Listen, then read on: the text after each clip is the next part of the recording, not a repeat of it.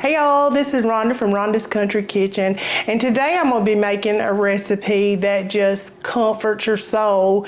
One of those recipes that just takes you back to your childhood, and it is just good old comfort food, and that's goulash. I remember growing up, my little mama, she would make us all sorts of little pasta dishes because noodles were cheap. And but anyway, this is one of the recipes that I thoroughly enjoyed, and I'm just going to show y'all just a little easy way. And most things, as all of my recipes start with things that are pretty much in your kitchen. Of course, you got to buy some hamburger meat. But I'm going to start with just chopping this little onion. And I'm going to show y'all once again my little doodad, just how easy it is. It's just a little chopper. Doop, bop. And so I'm going to just chop this little onion. Just cut it in half. Give it a pop. I love this thing, y'all. It is that and my little shredder over there has just become my favorite little go-tos in the kitchen. All right, now I have got about 1.5 pounds of hamburger meat, and I have got that in the pot, and I'm going to scooch all over there and start putting this little goulash together, and I hope y'all enjoy it as we do. All right, y'all, got the fire going here under this pot, and I've got the 1.5 pounds of hamburger in here, and I've told y'all plenty of times before, I always add a little water into my hamburger meat while it's cooking, just to kind of make it smooth so there's not any big old chunks in it. Now if you like chunks, carry on, but I just like mine smooth. And I'm going to go ahead with a little salt and pepper in this. Once I get this all smooth. Here we go. Some of these little pieces are stubborn. Okay. All right, we're gonna go in with a little sprinkle of salt. Just a little here. Getting this all stirred in. See how it looks with that water in there? It starts to get real smooth. Go in with some pepper. Lots of pepper for us. And I'm just going to let this cook down just a little bit before I put my little chopped onions in it. Get these ready to go.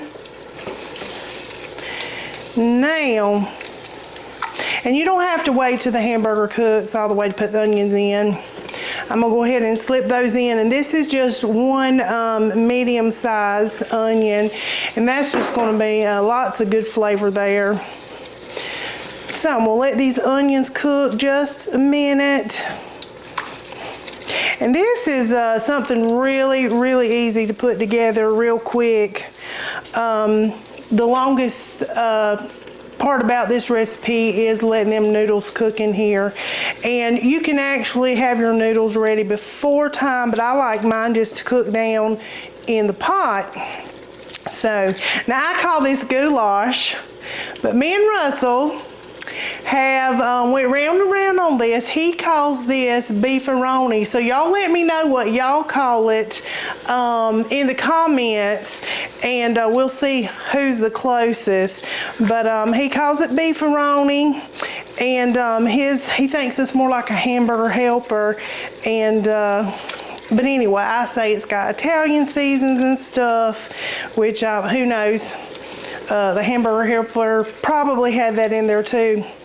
I remember when Hamburger Helper first came out, and I went over to my cousin's house, and I remember that box with a little hand on it, and it was so good. It was so good. And Mama had fixed some goulash, and I said, oh wow. Well, I had Hamburger Helper over at my cousin's house, and she said, oh, this is Hamburger Helper. I said, Mom, I don't see no little I don't see no little hand on it. I don't think it is. But this was our hamburger helper for many years, and it's still good. It's still good. It might not have been hamburger helper, but I didn't miss anything because Mama's was so much better. Now we're gonna go on in with a little garlic, and I didn't have any fresh cloves, so this is what we're going with. And I'm just gonna put a tablespoon of garlic in there. Give that a little stir there. Let them get happy. All right, now this hamburger meat is almost done. It has browned, and I'm gonna start putting the rest of the stuff in there.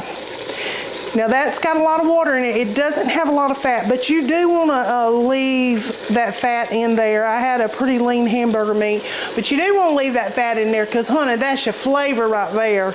And so that's what we're going to do. And I'm going to go ahead, and put my seasoning in the hamburger meat. Let it just get really seasoned up. Now I'm going to put a tablespoon of Italian. Actually, this is 2 tablespoons, and we will go with that because I like a lot of seasoning in mine. So that's just Italian seasoning there. And I've got some Lawry's seasoned salt. Now I'm not gonna put as much of that in there. I'm gonna go with about 1 tablespoon of that, and this is a 2 tablespoon little spoon, so don't think I'm not mathing right today. But I don't want to put this much salt in it because we done put a little bit of the other salt, and we don't want to taste like we're licking a salt block or anything. So we've got that, and we've already got our garlic and our onion in there, but we could hit it again with some garlic powder or onion powder. And if you don't have the onions, or you have somebody that don't eat the onions, you could just go with some garlic powder and some onion powder. So I'm gonna go ahead and go in here with now this is a 28-ounce can of crushed tomatoes, and just gonna go in there with that. And I've got some diced tomatoes with basil, garlic, and oregano. I just went with that because it's already got those little good seasons in it. And I'm gonna put 2 tablespoons of Worcestershire sauce in it. Some Worcestershire sauce. Oh goodness. All right. Give that a little stir. Give that a little love here. And I've got my beef broth, and I didn't have any on hand, so thank you to Walmart for making my beef broth. So we're gonna go in with that. And I do have a cup of water that I had to mixing the hamburger meat, so I've used about 1/4 cup, so I'm gonna go with about 3/4 cup of water. We just want that liquid in there because it's gonna cook our noodles down. All right, we're gonna go in with the beef broth, and I'm gonna need enough of this to keep those noodles, enough for those noodles to boil in. So I went in with 2 for right now, and we're gonna see where that gets us. Now, I've got my good old Great Value elbow noodles, macaroni noodles, and this is a pound of noodles. So let's see, I think I'm gonna use about a half a box, see where we're at. Let's see.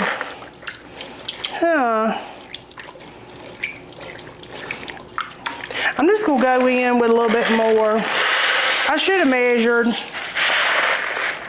You know, I'm just gonna pour them off. It is what it is. We're gonna have a lot of noodles. We'll have some leftovers. And I'm gonna go in with, I guess, another cup of this beef broth because we want them noodles to cook really good in there. So that'll be 3 cups of the beef broth, 3/4 cup of water, and the whole big old box of those noodles. And I'm just gonna let this simmer, and I do have, I've got some bay leaves here.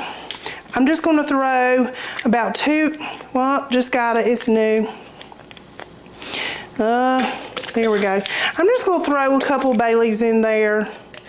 And we're just gonna let this simmer down, and I will keep checking it and of course stirring it. You don't want it stuck on the bottom. Have to do those dishes and lose those noodles either. So I'm just gonna stir it.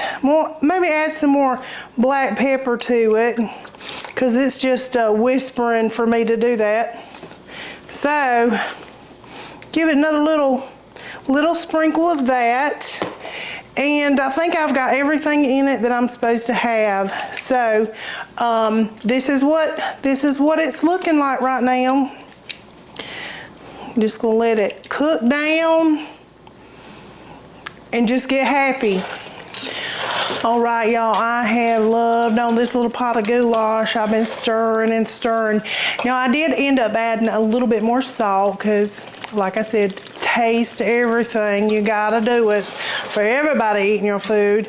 But I also went in with a cup of water and another cup of beef broth, just because I wanted those noodles to really get done. I like mine a little soft. Some people like it a little al dente, but you just cook them the way you want them. And I added about 4 tablespoons of butter. I like to put butter in my acid dishes. It kind of cuts the acid just a little bit in these tomato dishes, and it just makes it good and creamy, and it's really looking good. I've got some bread in the toaster, toasting us some garlic bread, and this meal is almost done, and it's not been but about 15 minutes now. I do suggest you just stir though. You don't want to sicken, but it's looking good. All right, y'all, I have got this plated for Russell. I just used my little kitchen doodad here, shredded some cheese on top, and toasted us some bread real quick, some garlic butter bread. So come on in here, Russell. You are up. My time to shine. Your time to shine, sugar. Hey, y'all. Hey, hey. Hey, Dan. Hey, Dan. Ooh-wee. This looks good. Man. Me and you have a little disagreement on what this is, huh? Yes, we do. I did. Oh, yeah? Y'all, please comment and prove that he is wrong. That's what she always says. That's not how it works, but yeah, really. That's totally how it works. Yeah. But really, goulash. Yeah, goulash. He got it right. Goulash is what'll be in the title of this video. Yes. Show him. Okay, I'll show him. Look at that. It's piping hot. It is, and it's melty with cheese. It is. Got some cheese. And you can just shred that cheese right in the pot. You can do it however you want to do it. But, so I call this beefaroni, and she calls it goulash, but you know, we're gonna go, it's goulash. This is Rhonda's country kitchen, not Russell's. It's not Russell's, the taste tester's kitchen, so we're gonna roll with what she said. Yes. So I'm gonna have me a bite of this goulash, and we're gonna, if I don't, it's hot. It's off. I guess you're gonna burn it. Whew. You should have gave that a minute. It is hot. It is hot. But it's very good. Good, very good. That's what we're going cheesy, for. Cheesy, tomato flavor. Man, it got a lot of spices in there. A lot of yeah. Very good, very good. I don't know what else to say. It's very good. I can't wait to eat the rest of this. It's good old goulash. Good supper. It's some comfort food. Yeah. And like I said, it takes you back to your childhood when it's a real frugal meal too. And I will just say, if you like frugal meals. We like frugal. We like frugal. Yeah. But my little friend has a YouTube channel as well, Shorty Vaughn. Y'all go check her out. Y'all go check her out. Her YouTube channel is Crazy But Not Dangerous, but she gives some great frugal meals. Budget tips. Yep. She does some Dollar Tree meals and some under $5 meals. Yep. So if you're struggling out there, Y'all know them grocery bills. them high grocery right bills is high. They high. So y'all go check out my little shorty Vaughn. Yeah, y'all go check her out. Her link will be in the description of the video. We'll add it. Yep. You'll enjoy her. She's a very nice lady and does good videos. She is.